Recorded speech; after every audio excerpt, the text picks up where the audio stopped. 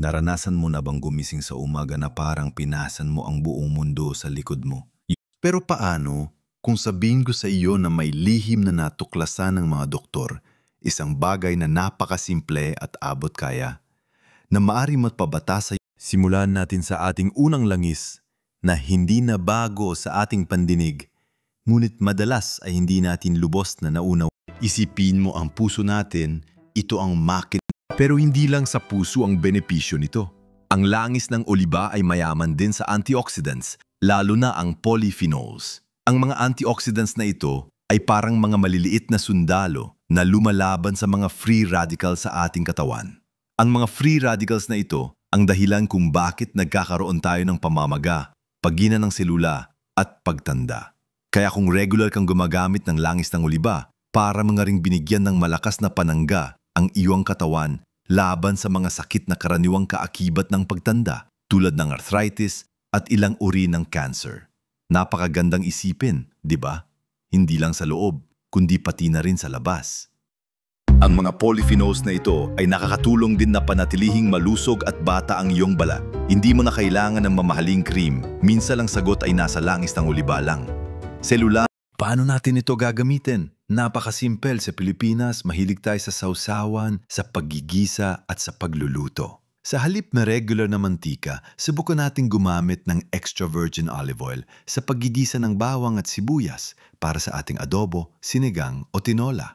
Hindi lang ito magdaragdag ng kakaibang lasa, kundi magdaragdag din ng sustansya. Kung mahilig ka sa mga salad, gumamit ka ng langis ng oliba bilang dressing. Masarap itong ihalo sa suka, kaunting asin at paminta. Kung minsan, pwede mo ring ibuhos ang kaunting langis ng oliba sa iyong mainit na kanin tulad ng ginagawa ng iba sa Mediterranean para sa isang simpleng ngunit masustansyang pagkain. Isipin mo lang ang bawat kutsara, hindi lang ito pampalasa, kundi gamot na rin sa katawan. Kaya wag nang magpatumpik-tumpik pa, subukan mo na at damhin ang pagbabago. Hindi ito kailangang maging komplikado. Ang pagbabalik ng kabataan ay nagsisimula sa maliliit na pagbabago sa ating mga nakasanayan. Ngayon naman, tumako tayo sa isa pang langis na napakalapit sa ating mga Pilipino na para bang kasama na sa ating kultura at pamumuhay. Pinag-uusapan natin ang langis ng niyog o yung kilala bilang coconut oil. Sa dami ng niyog sa ating bansa, hindi ka taka-taka na matagal na itong ginagamit ng ating mga ninuno, hindi lang sa pagluluto, kundi pati na rin sa mga tradisyonal na gamot at pampaganda. Pero sa modernong panahon, muling sumisikat ang langis ng niyog dahil sa mga bagong pag-aaral na nagpapakita ng pambihira nitong benepisyo. Ang langis ng niyog ay kakaiba dahil ito ay mayaman sa medium-chain triglycerides o MCTs. Ang mga MCTs na ito ay naiiba sa ibang uri ng fats dahil direkta itong napupunta sa atay at agad na ginagawang enerhiya sa halip na itago bilang taba. Isipin mo, ito ang parang gasolina na mabilis na magpapaandar sa iyong makina sa umaga, kaya mas magiging masigla ka at hindi ka agad mapapagod. Ang bilis nitong gawing enerhiya ay napakabuti para sa ating utak. Habang tumatanda tayo, minsan ay nahihirapan ng utak natin na gamitin ang glucose bilang enerhiya na nagre-resulta sa paghina ng memorya o pagkalimot. Ang MCTs sa langis ng niyog ay maaaring magbigay ng alternatibong enerhiya sa utak sa anyo ng ketones. Kaya naman, may mga pag-aaral na nagpapaiwatig na ang langis ng niyog ay maaaring makatulong na mapabuti ang memorya at maprotektahan ang utak laban sa mga degenerative diseases tulad ng Alzheimer's. Hindi ba't nakakatuwang isipin na ang isang simpleng langis na matagal na nating kilala ay may ganito palang kapangyarihan para sa ating utak? Parang binabalik mo ang talas ng iyong isipan, yung tipong naalala mo lahat ng kanta ng Beatles o yung mga paborito mong pelikula noong kabataan mo. Higit pa rito, ang langis ng niyog ay mayroon ding lauric acid na may malakas na antibacterial at antiviral properties. Ito ay nakakatulong sa pagpapalakas ng ating immune system na napakahalaga lalo na sa ating edad kung saan mas madali tayong kapitan ng sakit. Isipin mo, hindi lang ito pampalasa sa pagkain, kundi panangga rin laban sa mga karamdaman. Sa ating balat naman, ang langis ng niyog ay isang mahusay na moisturizer. Kung nakikita mo ang iyong balat na tuyo at nang uulubot, subukan mo pahiran ng kaunting langis ng niyog pagkatapos maligo. Ito ay makakatulong na panatiling hydrated ang iyong balat at maaring makabawas sa hitsura ng mga fine lines at wrinkles. Parang nagkaroon ka ng natural na pampabata na hindi nangangailangan ng mamahaling procedures. Ang pagiging sariwa at bata ng balat ay nagbibigay ng kakaibang kumpiyansa, di ba? Paano mo ito isasama sa iyong pang-araw-araw? Napakaraming paraan. Maari mo itong gamitin sa pagluluto tulad ng pagigisa ng gulay o pagluluto ng kanin. Subukan mong magluto ng gata tulad ng Bicol Express o ginataang gulay gamit ang purong langis ng niyog. Maari ka ring magdagdag ng 1 kutsarita ng langis ng niyog sa iyong kape o tsaa sa umaga para sa dagdag na enerhiya. Kung sa balat naman, pahiran mo ang kaunting langis ng niyog sa iyong mga siko at tuhod na madalas tuyo o gamitin mo itong pangmasahe sa iyong buhok para maging mas makintab at malusog. Tandaan, hindi ito dapat gamitin ng sobra, sapat lang upang makuha ang benepisyo. Ang susi ay ang regular at tamang paggamit. Hindi ba't nakamamangha na ang sagot sa ilang karaniwang problema ng pagtanda ay matatagpuan sa isang produkto na matagal na nating kinagisnan at kinasanayan? Ngayon na napag-usapan na natin ang langis ng oliba at langis ng niyog na mayaman sa mga benepisyo para sa puso, utak, balat at enerhiya, dumako naman tayo sa pangatong langis na hindi pa gaanong kilala sa ating mga kusina dito sa Pilipinas pero unti-unti nang nagiging popular dahil sa napakayaman nitong sustansya. Ito ay ang langis ng abukado o yung kilala bilang avocado oil. Alam naman natin napakasarap at masustansya ng prutas na abukado, di ba? Pero alam nyo ba ng langis na galing dito ay isa ring powerhouse ng nutrisyon na nakakatulong sa ating katawan na manatiling bata at malusog? Ang langis ng abukado ay mayaman sa monounsaturated fats tulad ng langis ng oliba na napakabuti para sa ating puso. Nakakatulong ito na panatilihing malusog ang ating cardiovascular system na siyang pundasyon ng ating enerhiya at sigla sa araw-araw. Kapag malusog ang ating puso, mas malakas tayo at mas handang harapin ang mga hamon ng pagtanda. Pero ang mas kahanga-hanga sa langis ng abukado ay ang mataas na nilalaman nito ng vitamin E. Alam nyo ba na ang vitamin E ay isang napakalakas na antioxidant? Ito ay mahalaga para sa ating balat.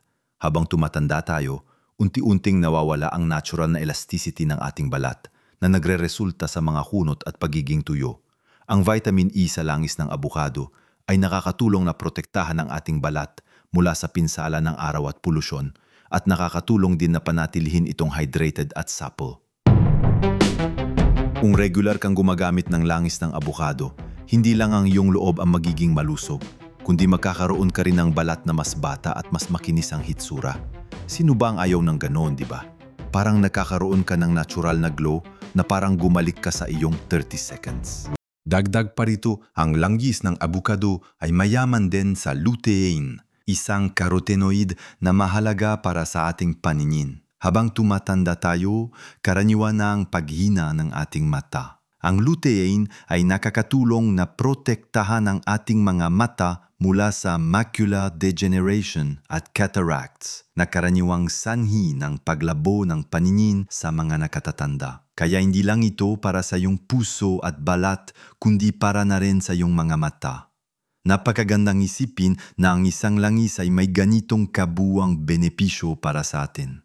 Bukod pa rito, ang langis ng abukado ay may mataas na smoke point. Ibig sabihin ay hindi ito madaling masunog sa mataas na init. Kaya mainam itong gamitin sa pagluluto, paggigisa at maging sa pagbebake. Paano natin ito isasama sa ating pang-araw-araw? Maaari mo'y gamitin sa pagluluto ng iyong mga paboritong ulam. Kung mahilig ka sa fried fish o fried chicken, subukan mong gamitin ang lamis ng abokado sa halip na ibang mantika. Mas masarap ito at mas healthy pa. Maaari mo rin itong gamitin bilang dressing sa iyong mga salad, kasama ang konting lemon juice at asin. Kung mahilig ka sa toast o pandesal sa umaga, subukan mong ipahid ang kaunting lanis ng abokado na may kasamang pinarasong abokado at kaunting asin. Napakasarap nito at napakasustansya pa. Ang lamis ng abokado ay isa ring magaling na moisturizer para sa buhok. Subukan mong i-massage ang kaunting langis ng abokado sa iyong anit at buhok bago maligo at hayaan itong nakababad ng 30 minuto bago banlawan. Makikita mo ang pagkakaiba sa ganda ng iyong buhok. Hindi ba't ang sarap isipin na sa bawat patak ng langis na ito ay binibigyan mo ang iyong katawan ng sapat na proteksyon at nutrisyon upang labanan ang maepekto ng pagtanda? Ngayon naman, pag-usapan natin ang isang langis na bagamat madalas ay hindi natin nakikita na direkta nating ginagamit sa pagluluto tulad ng iba, ay napakahalaga para sa ating kalusugan, lalo na sa ating mga nasa edad na. Ito ang langis ng isda o fish oil. Maaring iniisip mo, supplement yan, hindi langis na ginagamit sa kusina. Totoo, pero ang langis na tinutukoy natin dito ay tumutukoy sa mga omega-3 fatty acids na sagana sa mga matatabang isda tulad ng salmon, mackerel, sardinas at dilis na matatagpuan din sa anyo ng langis sa mga kapsula. Ang omega-3 fatty acids, lalo na ang EPA at DHA, ang siyang tunay na bayani dito. Bakit napakahalaga nito para sa mga nakatatanda? Unang-una, ang omega-3s ay napakahalaga para sa ating utak at memorya. Habang tumatanda tayo, natural na nakakaroon ng pagina sa ating cognitive functions.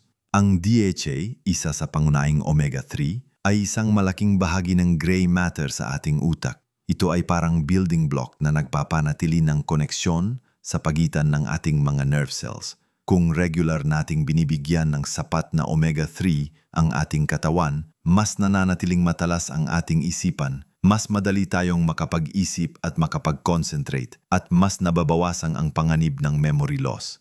Isipin mo, yung mga kwento mo nung kabataan mo, yung mga pangalan ng iyong mga apo, mas malinaw mong maaalala at may kukwento. Hindi ba't napakasarap ng pakiramdam na kahit may edad na, ay marami ka pa ring naalala at natututunan? Pangalawa, ang langis ng isda ay isang malakas na anti-inflammatory. Ang pamamaga sa loob ng ating katawan ay isa sa mga pangunahing sanhi ng iba't ibang sakit sa pagtanda. Tulad ng arthritis, sakit sa puso at maging ang diabetes. Ang omega-3s ay nakakatulong na pababain ang pamamaga sa buong katawan na nagre-resulta sa paggupa ng pananakit ng kasukasuan, pagbuti ng mobility at pangkalahatang pakiramdam ng ginawa. Kung dati ay nahihirapan kang gumalaw dahil sa kirot, marahil ang langis ng isda ang susi para makabalik ka sa dating sigla mo sa paglalakad o paggawa ng mga simpleng bagay na nakasanayan mo. Panggatlo, at hindi rin dapat kalimutan ang benepisyo nito sa ating puso. Ang omega-3s ay nakakatulong na pababain ang triglycerides, isang uri ng taba sa dugo na maaaring mapataas ng panganib sa sakit sa puso. Nakakatulong din ito na panatiling regular ang tibok ng puso at mapababa ang blood pressure. Lahat ng ito ay mahalaga upang mapanatili nating malusog ang ating puso at maiwasan ang mga atake sa puso o stroke na karaniwang bumibiktima sa mga nakatatanda. Parang binibigyan mo ng extra layer o protection ang iyong pinakamahalagang organ. Paano natin ito isasama sa ating pamumuhay? Ang pinakamagandang paraan ay sa pamamagitan ng pagkain ng matatabang isda ng regular, kahit 2 beses sa isang linggo. Subukan ang mga sariwang sardinas, mackerel o tamban na niluto sa adobo, sinigang o pinangat. Kung hindi ka naman mahilig sa isda o hindi ka makakain ng regular, ang fish oil supplement sa isang magandang alternatibo. Siguraduhin lang na makapag-usap sa iyong doktor bago kumuha ng anumang supplement, lalo na kung mayroon kang iniinom na gamot. Ang punto ay ang makuha ang sapat na omega-3s sa iyong system. Isipin mo, sa bawat piraso ng isda o sa bawat kapsula ay binibigyan mo ang iyong utak ng pampatalas, ang iyong puso ng pampalakas at ang iyong kasukasuan ng pampagaan. Hindi ba't kahanga-hanga na ang isang simpleng oil ang maaaring magbigay sa iyo ng ganitong kalaking pagbabago sa iyong kalusugan at buhay? Ngayon naman, para sa ating huling langis na hindi rin ganong popular sa ating mga kusina, tulad ng niyog o oliba, ngunit may taglay na kapangyarihan para sa ating kalusugan, lalo na sa pagtulong sa ating panunaw, pagpapababa ng pamamaga at pagpapaganda ng ating balat mula sa loob. Ito ay ang langis ng lino o kilala sa tawag na flaxseed oil. Marahil ay narinig mo na ang tungkol sa flax seeds mismo na sikat sa kanilang fiber at omega-3 content. Ngunit ang langis na kinukuha mula dito ay mas concentrated at mas madaling makuha ang mga benepisyo. Ang pinakamalaking benepisyo ng langis ng lino ay ang mataas na nilalaman nito ng alpha-linolenic acid o ALA na isa ring uri ng omega-3 fatty acid. Habang ang ALA ay hindi kasing aktibo ng EPA at DHA na makikita sa langis ng isda, ang ating katawan ay may kakayahang i-convert ang ALA sa EPA at DHA kahit sa mas mababang porsyento. Ibig sabihin, ang langis ng lino ay nagbibigay pa rin ng proteksyon para sa ating puso at utak tulad ng nabanggit natin kanina. Nakakatulong ito na panatilihing malusog ang ating cardiovascular system at maging matalas ang ating isipan. Para sa mga vegetarians o vegans na hindi kumakain ng isda, ang langis ng lino ay isang mahusay na plant-based na pinagmumulan ng omega-3s.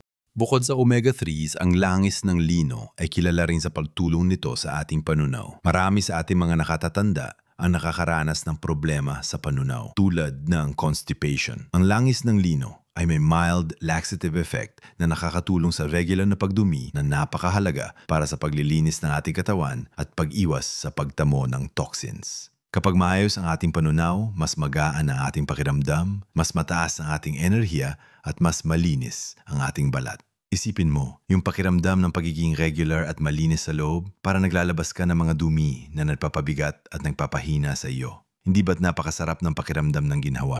Ang langis ng lino ay mayroon ding anti-inflammatory properties na nakakatulong sa pagpapababa ng pamamaga sa katawan. Tulad ng nabanggit natin, ang pamamaga ay ugat ng maraming sakit sa pagtanda. Kung mas mababa ang pamamaga sa iyong katawan, mas mababa ang tsansa mong makaranas ng pananakit at mas mataas ang iyong pangkalahatang kalusugan at kaginhawaan. At para sa ating balat, dahil sa taglay nitong omega-3s at anti-inflammatory properties, nakakatulong din ang langis ng lino na panatilihing hydrated ang balat, bawasan ang pamumula at mapabuti ang pangkalahatang kalusugan ng balat mula sa loob. Kapag malusog ang balat mo, mas nagmumukha kang bata at mas presko. Paano natin ito isasama sa ating pang-araw-araw? Ang langis ng lino ay hindi dapat gamitin sa pagluluto na may mataas na init dahil madali itong masira. Mas mainam itong gamitin sa malamig na pagkain. Maaari kang magdagdag ng isang kutsarita ng langis ng lino sa iyong smoothies sa umaga. Maaari mo rin itong ihalo sa iyong yogurt, oatmeal o kahit sa iyong salad dressing. Kung mahilig ka sa tinapay, subukan mong isawsaw ang iyong tinapay sa langis ng lino na may kaunting asin. Maaari mo rin itong inumin ng direkta sa umaga tulad ng isang kutsarita bago kumain. Tulad ng fish oil, mahalagang makipag-ugnayan sa iyong doktor bago magsimula ng anumang bagong supplement regimen. Ang bawat patak ng langis ng lino ay parang nagbibigay ka ng panangga sa iyong katawan laban sa pagtanda at nagpapabata sa iyong pakiramdam simula sa iyong panunaw hanggang sa kintab ng iyong balat. Napakasarap sa pakiramdam na malaman na ang sikreto sa pagbabalik ng kabataan ay hindi pala napakamahal o napakahirap hanapin. Ang langis ng oliba, langis ng niyog, langis ng abukado, langis ng isda at langis ng lino. Ang 5 kahangahangang langis na ito ay parang mga susi na nagbubukas ng pinto sa isang mas masigla, mas malusog at mas masayang buhay para sa ating mga nasa ginintuang edad. Naalala mo ba ang langis ng oliba, ang ating liquid gold na nagpapalakas ng ating puso at nagbibigay proteksyon sa bawat selula ng ating katawan? Isipin mo ang langis ng niyog, ang ating pamilyar na pampalakas ng enerhiya at pampatalas ng isipan na parang nagbibigay ulit ng liwanag sa ating utak at nagpapabata sa ating balat. Hindi rin natin dapat kalimutan ang langis ng abukado na mayaman sa vitamin E at lutein para sa malambot na balat at malinaw na paningin. At syempre, Ang langis ng isda na may omega-3s para sa matalas na memorya at malakas na puso. At ang langis ng lino na tumutulong sa ating panunaw at nagbibigay ng pangkalahatang ginhawa. Ang bawat isa sa mga langis na ito ay may kani-kanyang natatanging kapangyarihan. Ngunit kapag sama-sama nating isinama ang mga ito sa ating pamumuhay, ang epekto ay parang isang himala. Hindi lang ito tungkol sa pagpapabata ng hitsura, kundi ang pagpapanumbalik ng lakas, ng sigla, ng kalinawan ng isip na minsan ay nakala nating nawala na. Ang pinakamaganda rito ay ang mga pagbabagong ito ay nagsisimula sa mga maliliit na hakbang, mga simpleng desisyon sa ating araw-araw na pagkain. Hindi mo kailangang biglayin ang iyong sarili. Magsimula sa 1 o 2 langis na madali mong maisasama sa iyong luto o sa iyong routine. Subukan mong gumamit ng langis ng oliba sa iyong mga gisa o magdagdag ng langis ng niyog sa iyong kape. Ang mahalaga ay ang simulan ang paglalakbay na ito patungo sa mas mabuting kalusugan at mas masayang buhay. Tandaang edad ay numero lamang. Ang tunay na kabataan ay nasa kung paano tayo nakakaramdam, kung gaano tayo kalakas at kung gaano tayo kasigla sa bawat araw. Huwag nating hayaang kontrolin tayo ng pagtanda. Sa halip, gamitin natin ang mga likas na biyaya na ito upang labanan ang mga epekto ng panahon at yakapin ang isang buhay na puno ng enerhiya at kasiyahan. Ang mga doktor na nagbunyag ng mga lihim na ito ay naniniwala na ang susi sa mahaba at malusog na buhay ay nasa mga simpleng pagbabago sa ating diet at pamumuhay. Na yon na alam mo na ang mga lihim na ito, ikaw na ang bahala kung paano mo ito isasabuhay. Gusto kong malaman ang iyong mga saloobin at karanasan. Subukan mo bang isama ang mga langis na ito sa iyong pang-araw-araw na pamumuhay? Mayroon ka bang sariling kwento o tips na nais mong ibahagi? Ibahagi mo ang iyong mga iniisip sa comment section sa ibaba. Ang iyong mga karanasan ay maaring makatulong at magbigay inspirasyon sa iba pang mga kapwa natin senior. At kung nagustuhan mo ang video na ito at nakita mong nakakatulong, mangyaring bigyan ito ng like at isubscribe sa aming channel. Sa ganitong paraan, hindi mo lang matutulungan ang iba na matuklasan ang mga mahalagang impormasyong ito, kundi masisiguro mo rin na hindi ka makakaligtaan sa susunod naming mga video na pulo ng mga tip at payo para sa isang malusog at masayang pagtanda. Patuloy tayong matuto, patuloy tayong lumago, at patuloy tayong mabuhay ng may sigla at miti. Mabuhay ang buhay sa bawat edad.